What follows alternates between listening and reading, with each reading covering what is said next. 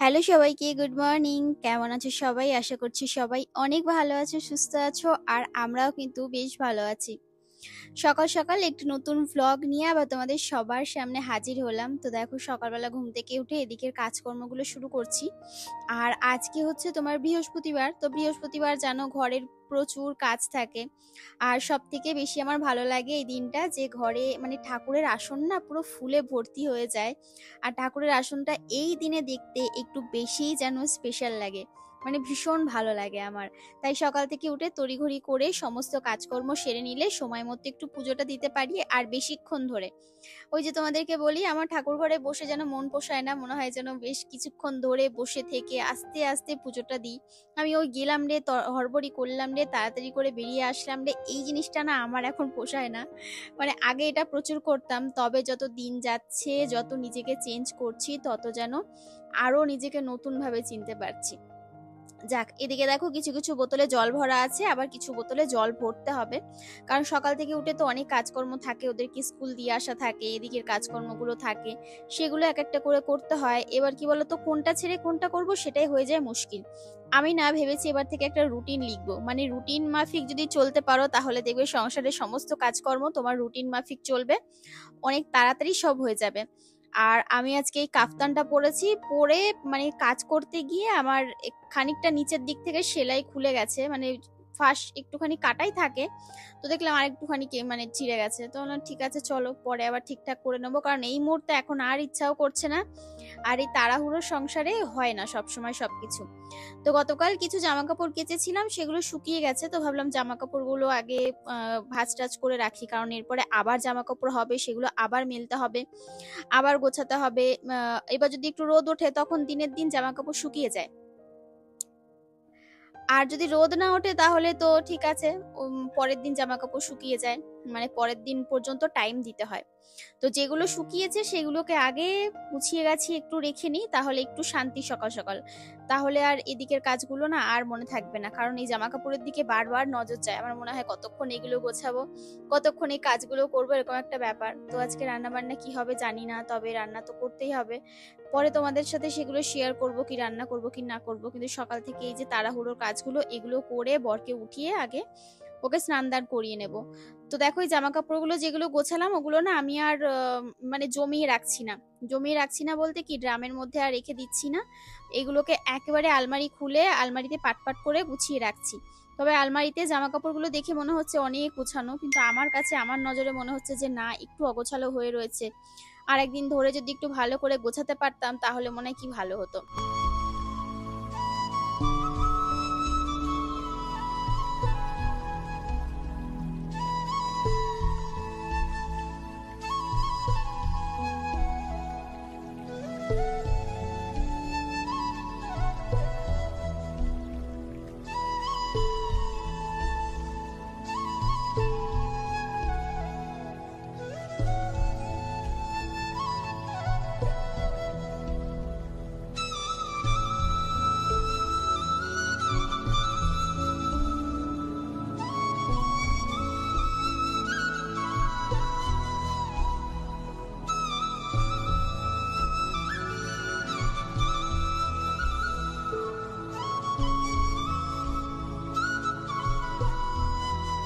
আলমারিতে জামা কাপড়গুলো গুছিয়ে এবার আমি আসলাম ছাদে। তবে ছাদে আসলে আমার একটা মানে এরকম একটা খারাপ অভ্যাস, খারাপ নয়, এটা ভালো অভ্যাসই।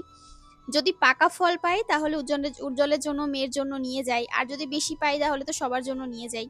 আর যদি একটু কাঁচা কাঁচা থাকে তাহলে না একটা ছিঁড়ে আমি মুখে দিয়ে তারপরে এদিকের কাজকর্মগুলো করি। তো দেখলাম একটা কাঁচা ওই মালবেরি ফল রয়েছে, সেটাকে আবার ছিঁড়ে মুখে দিলাম, একটু টক টক লাগে, তো আমার বেশ ভালো লাগে।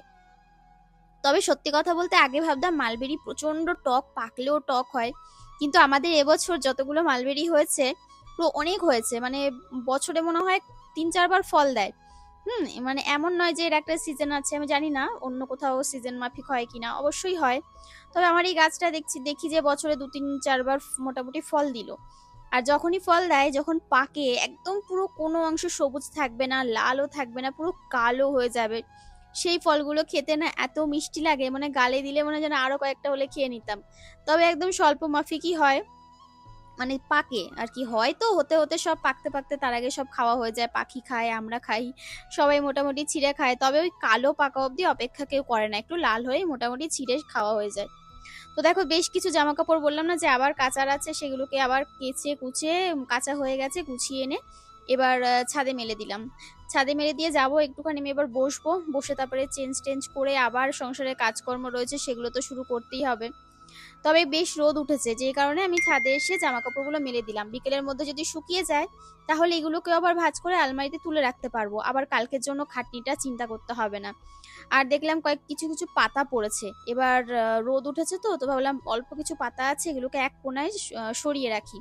হ্যাঁ, তবে আমার এখন এটা নজরে এসছে, কারণ হালকা হালকা পাতাই রয়েছে ছাদে, এমনি নোংরা কিছুই নেই যে ধুলোবালি উড়বে সেরকম কোনো ব্যাপার নেই, এমনি ঝাড় দেওয়া হয়েছে।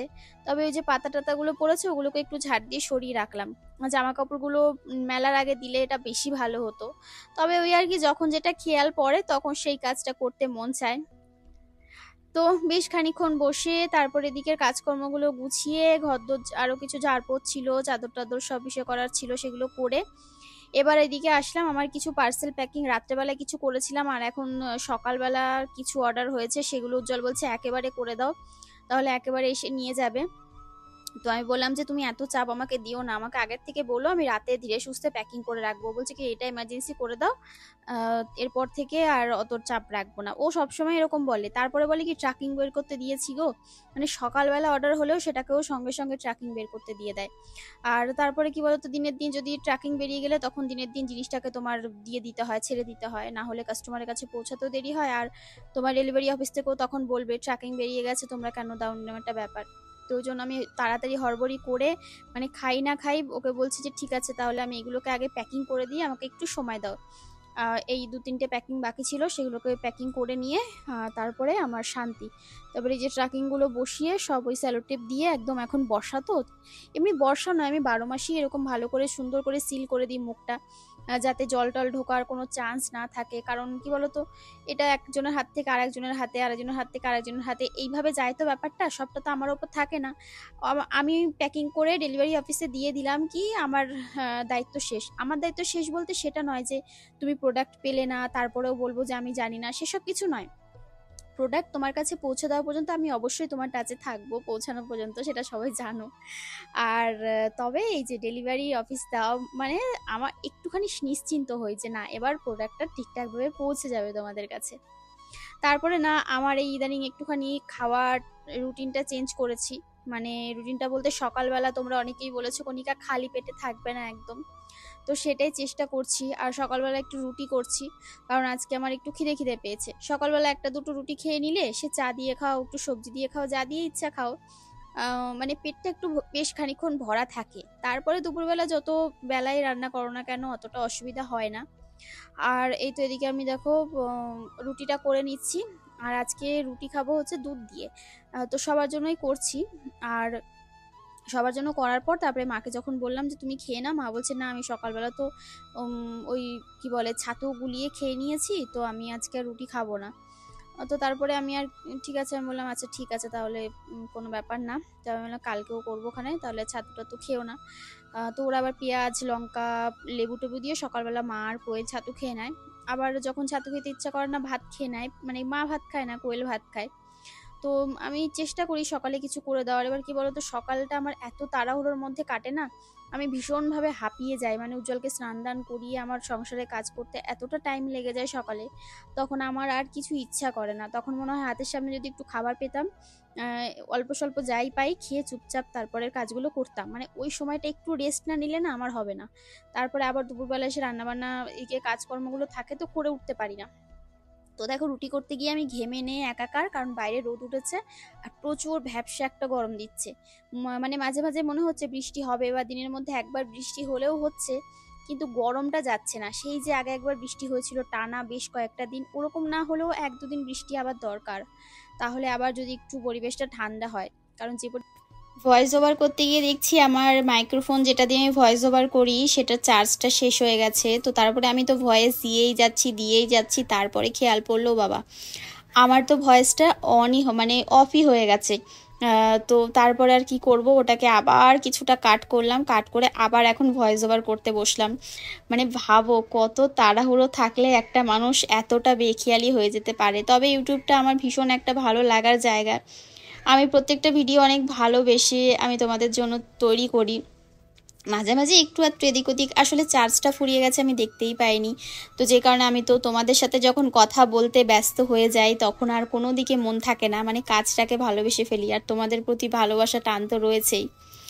তো দেখো এদিকে চা খাওয়ার পর কিছু, চা খাওয়া না সরি, আজকে চা চা বলছি বারবার, কারণ আজকে সকালবেলা চা খাইনি তো ওই জন্য বারবার চায়ের টান উঠছে। তো ওই দুধ আর রুটি খাওয়ার পর এদিকে তোমার বাসনগুলো একটু মেজে নিচ্ছি, আর গ্যাস ট্যাসগুলো আবার একটু মুছে নেবো, কারণ রুটি করার পর স্বাভাবিক চা ওই গুঁড়োগুলো পড়ে, আটার গুঁড়োগুলো চারিদিকে পড়ে। তবে ঘরে না আটা বাড়ন্ত হয়ে গেছে, আর আমাদের তো মানে যখন আটা আনা হয় তখন আর কি দাদাদের বাড়ির থেকে আটা আনা হয়, ওরাই আর কি আটাটা মাড়াই করে আনে, তো তারপরে ওদের বাড়ি ওরাই দিয়ে যায়। তো আমি খুব একটা কিনি না, কম কিনি, কারণ ওরা অনেকটাই আটা আনে, তো মা বলে যে ওদের বাড়ি থেকে নিয়ে আসবো, অসুবিধা হবে না। আর যখন খুব এমার্জেন্সি পারপাস লাগে তখন আমি কিনে নিয়ে আসি মাসের বাজারের সাথে সাথে।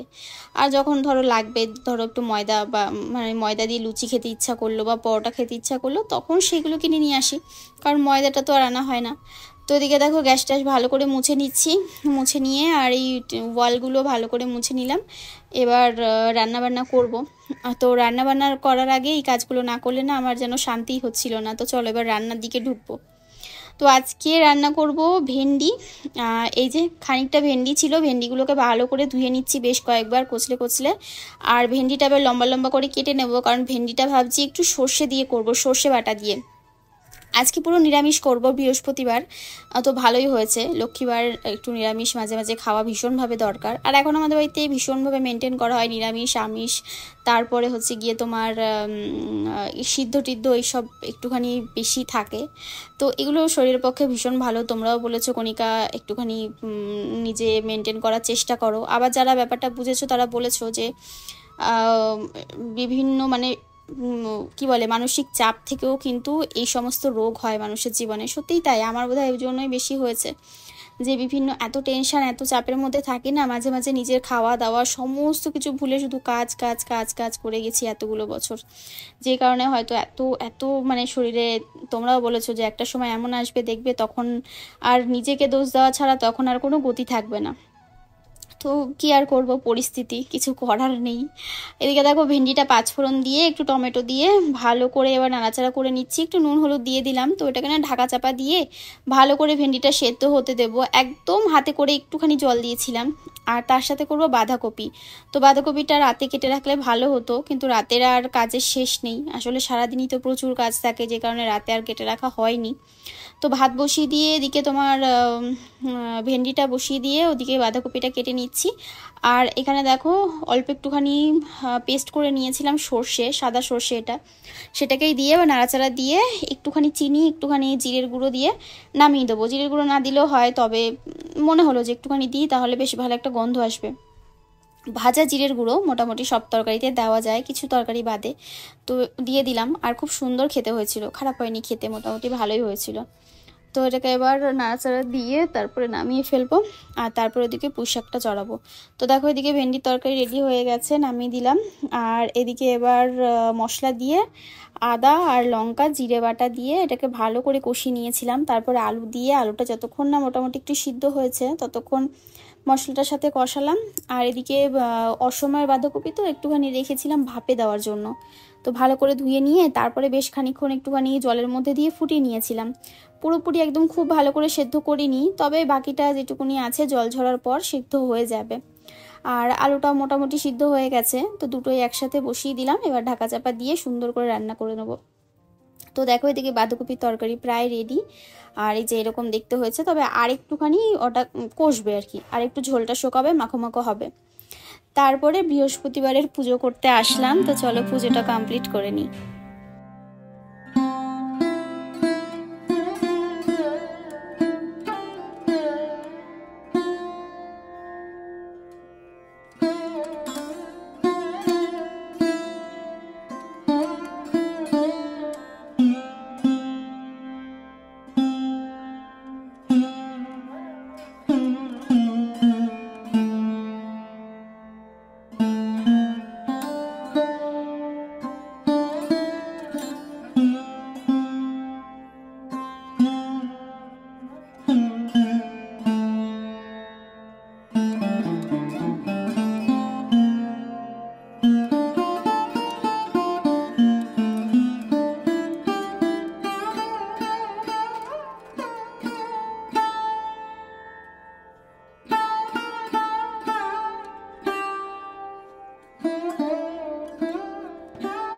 সকালবেলা যখন স্কুল থেকে ফিরছিলাম তখন আমি এই ফুল মালা নিয়ে এসেছিলাম, আর তোমাদেরকে আগের দিন বলেছিলাম যে এই টগর ফুলগুলো আমি একজনের কাছ থেকে নিয়ে আসি, উনি বিক্রি করে। তো আজকে বৃহস্পতিবার বলেছিল যে আজকে আসবে, আজকে ফুল নিয়ে বসবো। তো আজকে দেখলাম শুধু এই ফুলই নিয়েছে, মানে এই ফুল সবচেয়ে বেশি, আর বাদবাকি মালা ফুল একটু কম কম ছিল। তো ওই ফুলই সবাই নিচ্ছিল। আসলে সবাই তো এই ফুল বিক্রি করে না, বেশিরভাগই গাঁদা ফুলই সবাই বিক্রি করে, তো যে কারণে পেয়েছি, পেয়ে নিয়ে আসলাম।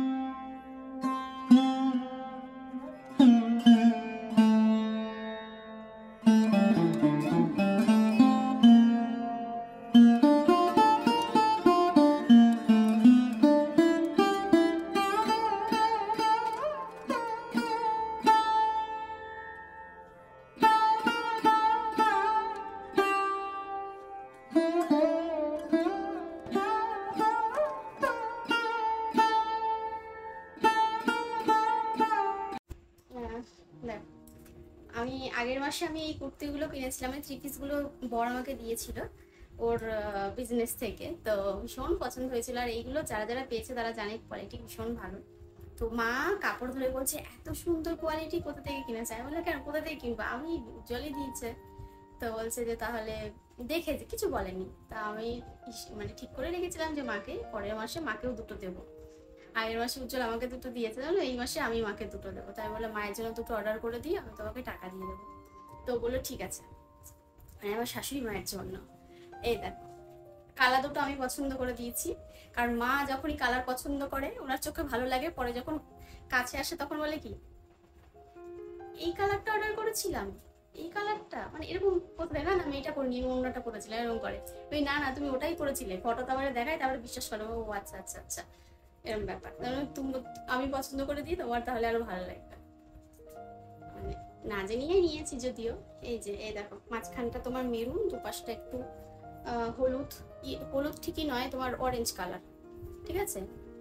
এই হচ্ছে কুর্তিটা, আর এর মধ্যে কিন্তু হাতা দেওয়া রয়েছে। তোমরা চাই যে যদি কেউ নিতে চাও তাহলে আমাকে হোয়াটসঅ্যাপ করো, হোয়াটসঅ্যাপ নাম্বারটা তোমাদেরকে দিয়ে দিচ্ছি। 9874719731, এই নাম্বারে হোয়াটসঅ্যাপ করলে কিন্তু এরকম থ্রি পিস তোমরা অর্ডার করতে পারবে আমার কাছ থেকে, ঠিক আছে। দাম টাম যা আছে ওখানে সব জানতে পারবে, ওখানেই বলে দেবো। এই যে এটা হচ্ছে 3/4 হাতা, তবে আমি 3/4 বানাইনি, আমি তোমার এই শর্ট হাতা বানিয়েছিলাম। তোমরা তোমাদের পছন্দ মতো বানিয়ে নেবে, অসুবিধার কিছু নেই। আর তার সাথে রয়েছে প্যান্ট, আমি পরেছিলাম, তোমরা দেখেছো, এই যে এরকম পাটিয়ালা টাইপের, পাটিয়ালা ঠিক নয়, এখন যে প্যান্টগুলো বেরিয়েছে ওই টাইপের প্যান্টগুলো খুব ভালো আছে। আর এটা হচ্ছে ওড়না, আমি খুলেছিলাম, একটা ভিডিও করলাম তাই খুলে তোমাদেরকে দেখাচ্ছি। এই সাইডটা মেরুন আর মাঝখানটা হচ্ছে অরেঞ্জ কালার। যখন তিনটে পুরো একদম কমপ্লিট সেটটা পরবে, একটু যদি সুন্দর করে সাজা যায়, বাট নর্মাল থাকলেও ভালো লাগে, সাজারও দরকার পড়ে না। আর এটা হচ্ছে আর একটা, ওটার প্যান্টটা এরকম, এই কালারটা আমি পছন্দ করে দিচ্ছি। আর এটা হচ্ছে কুর্তিটা, সরি হ্যাঁ এটা হচ্ছে জামাটা, ড্রেসটা আর কি। কুর্তিটা দেখো, এটার কালারটা কি দারুণ, একদম ডিপ মেরুন কালার, আর মাঝখানটা হচ্ছে ব্ল্যাক কালার। এটা পরলে যা লাগবে না, ভীষণ সুন্দর একটা কালার, ঠিক আছে। আর এর সাথে হচ্ছে এই ওড়না, এটা হচ্ছে ওড়না, ওড়নাটা তো বড়, মানে ভীষণ বড় একটা ওড়না। তো এই কেনাকাটা হয়েছে। আর আরেকটা জিনিস, এটা উজ্জ্বল কিনেছে, আমাকে শুধু বলেছিল তুমি পছন্দ করো, কিন্তু কার জন্য কিসের জন্য আমি কিচ্ছু জানি না। আমার জন্য কিনেছে কিনা আমি সেটাও জানি না, বা কার জন্য কিনেছে আমি সেটাও জানি না। তো ও যতক্ষণ আমাকে না বলবে আমি বুঝতে পারছি না। তো ও বললো যে আমাদেরই কারো, মানে কোনো অর্ডার নয়। তো ওই জন্য আর কি আমি এটা খুলে দেখলাম। এই দেখো, এই হচ্ছে শাড়িটা। এইগুলোকে মনে হয় তোমার কি বলে, ধনেখালি প্রিন্ট বলে। হ্যাঁ, ভীষণ মানে সুতির, একদম পিওর কটনের এই টাইপের শাড়িও পেয়ে যাবে তোমরা। আমাদের গ্রুপে যারা আছো তারা জানো, যারা গ্রুপে নেই তারা এই নাম্বারে কন্ট্যাক্ট করলে গ্রুপের লিঙ্ক পেয়ে যাবে, ওখান থেকে অ্যাড হতে পারবে। এই দেখো, কাছ থেকে না দেখলে বুঝতে পারবে না, ভীষণ সফট, ভীষণ সফট। এগুলো তোমরা অষ্টমীতেও পরতে পারবে। সুন্দর না বলো? বা যে কোনো ঘরে ঘরে পুজো হলো বা এদিক ওদিক কোথাও গেলে একটু সুন্দর করে পরলে এই শাড়িও অনেক সুন্দর লাগে দেখতে পরলে। তো এই হচ্ছে কেনাকাটা, তোমাদেরকে দেখিয়ে দিলাম। আর একটা পার্সেল এসেছিল, সেদিন দেখানো হয়নি, ওটা না ওই ঘরে রয়েছে, আমার আনা হয়নি। তো ওটা তোমাদেরকে পরে দেখিয়ে দেবো, বা একটা শর্টস যখন করবো, ওই ভিডিওটা আমার একটা শ্যুট আছে, শ্যুট যখন করবো তখন তোমাদের দেখাবো, বুঝেছো? তো চলো বন্ধুরা, আজকে ভিডিওটা এই পর্যন্তই রাখছি। সবাই খুব ভালো থেকো, সুস্থ থেকো, হাসি খুশি থেকো। যারা আমার চ্যানেলের নতুন, চ্যানেলটাকে সাবস্ক্রাইব করতে ভুলো না, লাইক কমেন্ট আর ভিডিওটা অবশ্যই অবশ্যই করে শেয়ার করে দিও। সবার কাছে নোটিফিকেশন ঠিকঠাক করে যাচ্ছে কিনা আমাকে অবশ্যই জানিও। চলো সবাই ভালো থেকো, tata bye bye, good night.